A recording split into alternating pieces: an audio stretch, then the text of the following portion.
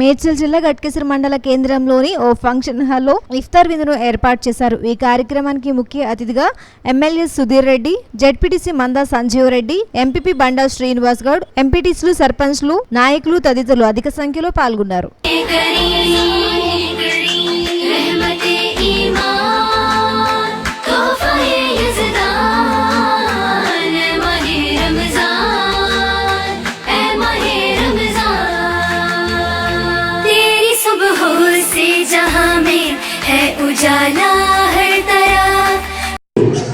రాష్ట్ర ప్రభుత్వం ప్రత్యేకంగా ముస్లిం సోదరుల కోసం మరి అనేక విషయాల్లో స్పష్టత ముఖ్యమంత్రి గారి హిందూ అయినప్పటికీ